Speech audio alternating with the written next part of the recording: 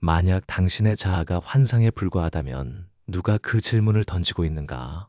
이는 단순히 꿰는 수수께끼도 현학적인 인상을 주려는 언어 유희도 아니다. 오히려 인간 의식의 가장 깊은 곳으로 통하는 문이자 수천 년의 시간과 두 문화권을 초월하여 프리드리히 니체와 붓다가 마주서는 지점이다. 한쪽에는 신은 죽었다고 선언하며 의지의 힘으로 자신을 뛰어넘는 초인의 탄생을 열망했던 니체가 서 있다. 다른 한쪽에는 모든 고통이 영원한 나라는 환상, 즉 자아에 대한 집착에서 비롯됨을 꿰뚫어보고 그 자아를 내려놓는 것이 곧 해탈이라 가르쳤던 붓다가 있다. 그렇다면 누구의 말이 옳은가? 아니 어쩌면 둘 다 옳을 수 있을까? 혹은 니체가 붓다를 만나야만 비로소 명확해질 그 어떤 더 깊은 진실이 있는 것은 아닐까? 오늘 이 영상에서 여러분은 인류의 두 위대한 지성이 펼치는 가상의 대화를 목격하게 될 것이다. 현실에서는 결코 일어날 수 없었을 이 만남은 바로 당신 내면의 가장 심오한 질문들을 일깨우는 강력한 힘을 지니고 있다. 인간은 진정 목표 있는 삶을 위해 자아가 필요한가? 아니면 그 자아 자체가 우리가 짊어진 모든 고통의 근원인가? 해방은 자신을 긍정하는 것인가? 아니면 완전히 놓아버리는 것인가? 이것은 그저 훑고 지나가려는 이들을 위한 여정이 아니다. 그러나 만약 당신이 성공 속에서도 공허함을 느끼거나 혼란스러운 세상 속에서 나는 누구인가라는 질문을 던져본 적이 있다면 이 영상은 분명 당신을 위한 것이다. 시작하기 전에 잠시 댓글을 남겨보라. 당신에게 자아는 지켜야 할 것인가? 아니면 버려야 할 것인가? 그리고 동양의 지혜와 서양의 가장 심오한 사상이 만나는 이곳을 구독하고 모든 영상이 자신을 더 깊이 들여다볼 기회가 되기를 바란다. 준비되었는가? 니체가 붓다를 만나다. 영원한 자아인가? 아니면 무아인가? 한때 인간은 신의 그림자 아래에서 살았다. 모든 가치와 도덕적 기준은 전능한 신으로부터 주어졌다고 여겨졌다. 그러나 어느 날 니체는 신은 죽었다고 선언했다. 그가 종교를 증오해서가 아니라 현대 세계가 망각과 회의를 통해 스스로 신을 죽여버렸다고 보았기 때문이다. 인간이 더 이상 초월적인 힘을 믿지 않게 되었을 때 도덕, 가치, 삶의 의미를 정의할 그 무엇이 그 자리를 대체할 것인가? 니체는 절망하지 않았다. 오히려 그는 그 붕괴 속에서 위대한 해방의 기회를 보았다. 인간은 이제 스스로 존재해야 하며 주어진 규범에 굴종하는 도덕적 노예로 살 것이 아니라 내면의 힘으로부터 스스로 가치를 창조해야 한다. 니체가 권력의지라고 명명한 것이 바로 그것이다.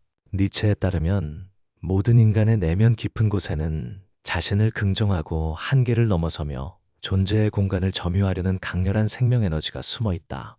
이는 타인을 지배하려는 권력이 아니라 자기 자신을 뛰어넘어 유일무이한 자아가 되려는 힘이다. 이 여정은 결코 순탄치 않다. 그 길 위에서 인간은 허무의 공허함을 지나야 할 것이다. 니체는 이를 허무주의라 불렀는데 모든 전통적 가치가 무너지고 새로운 가치는 아직 창조되지 않은 상태를 의미한다. 약한 자는 우울과 두려움에 빠져 포기하겠지만 니체가 초인 우브멘치라 불렀던 강한 자는 그 공허함에 용감히 맞서 스스로 삶의 의미를 재정립할 것이다. 초인은 기이한 생명체가 아니라 부여된 모든 도덕적 환상을 극복하고 죄책감이나 영원한 죽음의 공포마저 뛰어넘어 마치 예술가처럼 자신의 삶을 예술작품으로 창조하는 인간이다. 니체의 세계에서 자아는 중심이며 바깥에는 절대적인 진리란 없다. 삶의 의지, 나아가려는 의지, 한계를 넘어서려는 의지 외에는 우리를 기다리는 영원한 본질도 없다. 자아는 궁극적인 목적이자 유일하게 남은 진실인 것이다. 그러나 바로 이 지점에서 모든 것이 흔들리기 시작한다. 공간적으로는 멀지만 의식적으로는 가까운 또 다른 세계에서 한 인물이 니체와는 완전히 대립되는 결론에 도달했기 때문이다. 그것은 자아를 긍정하는 것이 아니라 내려놓는 것이며 힘으로 극복하는 것이 아니라 통찰로 해탈하는 것이었다. 그 인물이 바로 붓다이다. 이제 우리는 그 세계로 발을 들여놓아 보자. 니체가 평생을 바쳐 긍정하려 했던 자아가 붓다에게는 결코 실제로 존재한 적이 없다고 여겨졌던 것임을 알게 될 것이다. 어느 날 시다르타 태자는 보리수 아래에서 명상에 잠겼다. 49일 밤낮의 관조 끝에 그는 자신의 몸과 마음 속에서 영원한 나라는 본질을 찾을 수 없었다. 사람들이 나라고 부르는 것은 니체가 허물을 극복하기 위한 궁극적인 건축물로서 자아를 구축한 반면, 붓다는 모든 고통이 우리가 실제하지 않는 자아에 집착하기 때문에 발생한다고 설명했다. 모욕을 당했을 때 상처받는 것은 모욕당한 나가 있다고 믿기 때문이다. 명예나 재물을 갈망하는 것은 존경받아야 할 나가 있다고 믿기 때문이다. 죽음을 두려워하는 것은 사라질 나가 있다고 믿기 때문이다. 그러나 만약 나가 실제하지 않는다면 무엇이 상처받고 무엇이 사라질 수 있겠는가? 무아상경에서 붓다는 오온이 나가 아니라고 설파했다. 만약 오온이 나라면 우리는 그것에게 이렇게 되어라, 저렇게 되지 말라고 명령할 수 있을 것이다. 그러나 오온은 나가 아니기에 변화하고 변모하며 우리는 그것을 통제할 수 없다. 그리고 바로 이 인식으로부터 인간은 더 이상 고통받을 이유를 찾지 못하게 된다. 삶이 변해서가 아니라 삶의 본질을 바라보는 시각 자체가 변했기 때문이다. 불교에서 무아의 개념은 인간의 존재 자체를 부정하는 것이 아니라 불변하는 자아라는 환상으로부터 인간을 해방하는 것을 의미한다. 그것은 섬세하고도 철저한 해탈이다. 더 이상 과거에 얽매이지 않고 미래에 대한 불안에 갇히지 않으며 어떤 육체나 감정, 사상에도 자신을 가두지 않는다. 무아를 깨달은 이는 물처럼 유연하고 맑게 어떤 걸림도 없이 살 것이다. 더 이상 나는 누구인가를 묻지 않는다. 왜냐하면 주장하거나 보호할 어떤 것도 남아있지 않기 때문이다. 바로 그 순간 그들은 진정으로 자유로워진다. 상응부 경전에서 붓다는 자아를 불에 비유했다. 연료 없이는 어떤 불도 존재할 수 없듯이 자아라는 불은 탐욕, 분노, 어리석음이라는 연료가 있기에 존재한다. 그 연료가 고갈되면 자아 또한 사라지는데 꺼지는 것이 아니라 자연스럽게 소멸하는 것이다. 붓다의 관점에서 자아는 긍정되어야 할 대상이 아니라 명확히 통찰된 후 놓아버려야 할 것이다.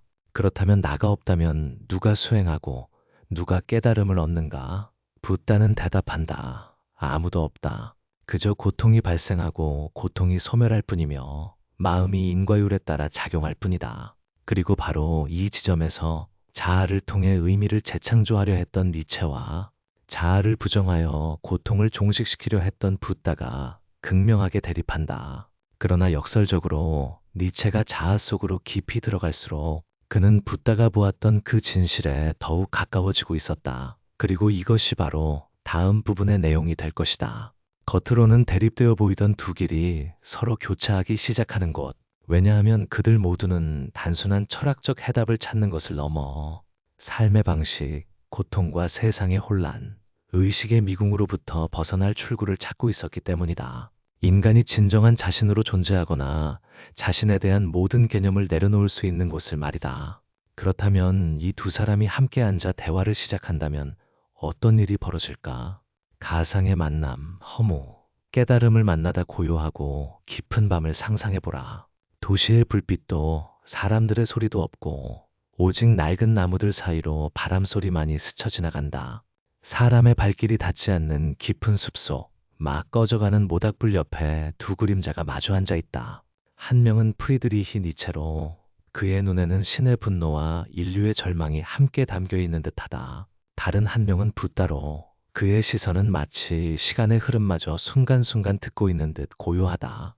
그들 사이에는 논쟁도 날 선공방도 없다. 오직 깊고 어쩌면 양측 모두에게 깨달음을 안겨줄 대화만이 오고 갈 뿐이다. 니체가 먼저 입을 연다. 저는 더 이상 신을 믿지 않습니다. 하지만 신을 죽인 후 찾아온 이 공허함도 견딜 수 없습니다. 인간은 이제 갈 곳을 잃고 헤매고 있습니다. 그들은 무엇을 위해 살아야 할지 모릅니다.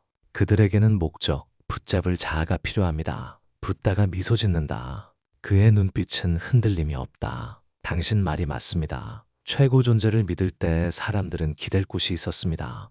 그러나 신에 대한 집착이 사라지자 자아는 더욱 숭배되었습니다.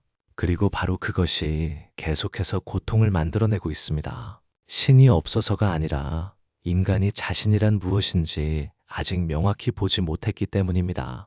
니체가 얼굴을 찡그린다. 하지만 자아가 없다면, 나가 없다면 누가 살고, 누가 고통받고, 누가 창조하는 것입니까? 붓다, 아무도 없습니다. 그저 현상들이 생겨나고 사라질 뿐입니다.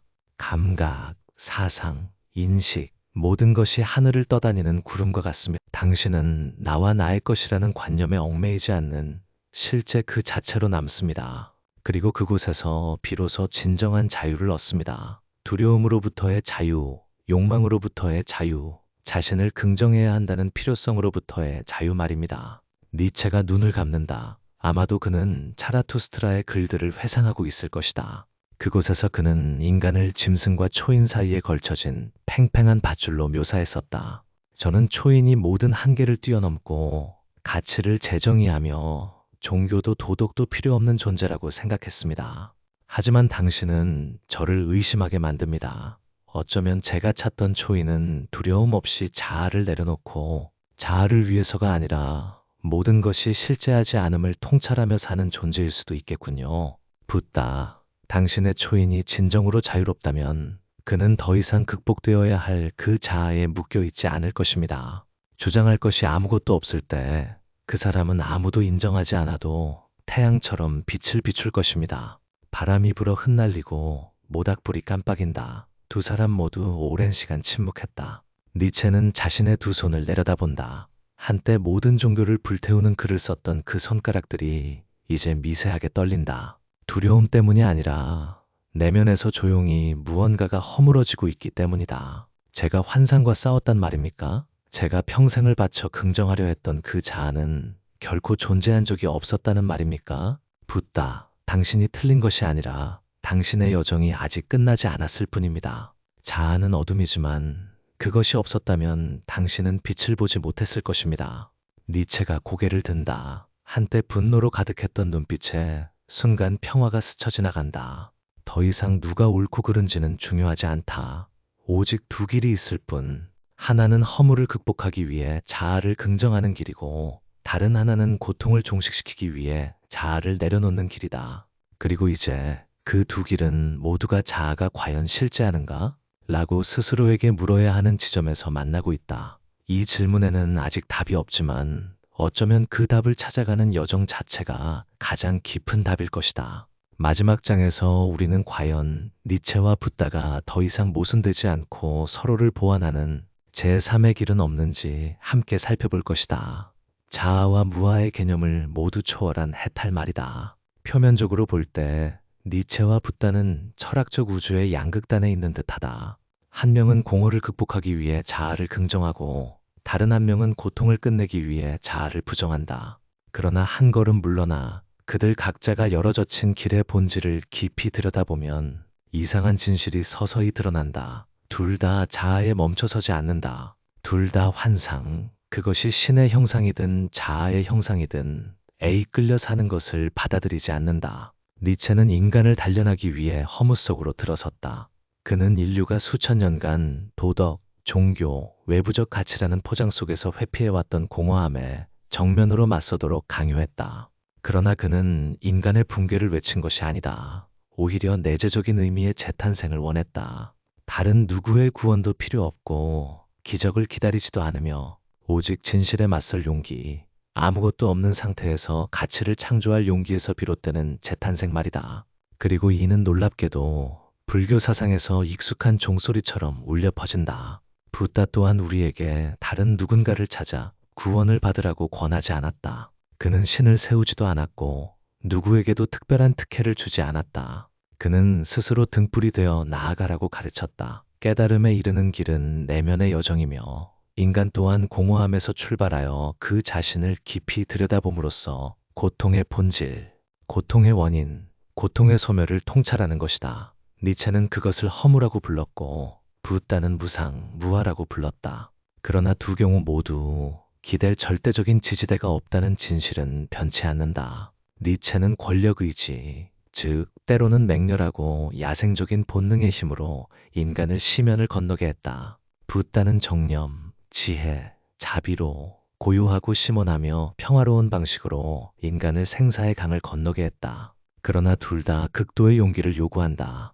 자기 자신과 마주할 용기, 어떤 기존의 틀에도 얽매이지 않을 용기, 이미 아는 것의 안락함을 버리고 아직 이름 붙여지지 않은 미지의 세계로 발을 내디딜 용기 말이다. 그리고 그 극단에 다다르면 니체가 어디 있고 붓다가 어디 있는지 더 이상 구별할 수 없게 된다. 니체는 더 이상 신을 거부하 자아와 무아는 더 이상 서로 대립하는 양극이 아니라 같은 여정, 즉 각성의 두 갈래 길이다. 한쪽은 행동으로 자신을 긍정함으로써 각성하고 다른 한쪽은 내려놓음으로써 붙잡을 것이 아무것도 없다는 깊은 통찰을 통해 각성한다. 그리고 그 교차점에서 이 영상을 시청하는 당신은 어느 한쪽을 선택할 필요가 없다. 단지 자신에게 물어보면 된다. 당신은 무엇을 위해 살고 있는가? 그리고 당신이 매일 보호하려는 그 나는 당신이 생각하는 것처럼 진정으로 존재하는가? 바로 이 질문이 정답이 아니라 이 질문 자체가 당신을 필요한 곳으로 이끌 것이다. 니체가 있는 곳도 붓다가 있는 곳도 아닌 어떤 이름으로도 규정되지 않은 당신의 가장 진실한 당신 자신이 있는 곳으로 말이다. 니체는 괴물과 싸우는 자는 스스로 괴물이 되지 않도록 조심해야 한다고 말했다. 붓다는 우리는 세상에 얽매이는 것이 아니라 우리 자신에게 얽매인다고 가르쳤다. 서로 같은 대화의 틀에 놓일 수 없을 것 같았던 두 인물이 결국 우리를 같은 지점으로 이끈다. 해방은 맹목적인 믿음에서 오는 것도 극단적인 부정에서 오는 것도 아니다. 그것은 자아의 본질을 정면으로 바라보는 데서 온다. 니체가 물려받은 믿음의 꿈에서 인간을 일깨웠다면 붓다는 각성하려는 자, 즉 초월하려는 그 자아마저도 내려놓도록 초대한다. 그리고 자유와 혼란이 가득한 현대시대를 살아가는 우리는 이 여정을 더욱더 걸어야 한다. 다른 누군가가 되기 위해서가 아니라 자신에 대한 깊고 진실한 통찰에 도달하기 위해서 말이다. 꾸밈 없이, 저항 없이, 도망치지 않고 결국 자유는 자아가 있느냐 없느냐에 있는 것이 아니다. 자유는 우리가 더 이상 자아나 무아라는 관념에 휘둘리지 않을 때 시작된다. 당신은 니체처럼 강렬하고 창조적이며 한계를 뛰어넘는 삶을 살 수도 있다. 당신은 붓다처럼 고요하고 명상적이며 모든 것을 꿰뚫는 삶을 살 수도 있다. 그러나 무엇보다도 당신은 당신 자신으로 살아야 한다. 타인이 당신이 되기를 원하는 나가 아니라 무언가가 되려 너무 몰두하다가 한때 잊혔던 그 나로 말이다. 이 철학적 여정의 끝까지 함께 해주셔서 감사하다. 오늘 이 영상이 자아와 해방에 대해 더 명확한 시야를 제공했거나 단순히 당신 마음속에 깊은 질문을 불러일으켰다면 이 영상을 좋아하고 채널을 구독하며 아래에 댓글을 남겨 동참을 표현해달라. 당신은 자아를 긍정하기 위해 사는가? 아니면 그것을 내려놓기 위해 사는가? 우리는 모든 댓글을 읽고 모든 관점을 소중히 여긴다. 동양의 지혜와 서양의 위대한 사상들이 계속해서 서로를 밝히고 우리 자신을 비추는 다음 여정에서 다시 만나기를 바란다. 각성된 하루, 심오한 삶, 그리고 진정한 자신을 찾기를 기원한다.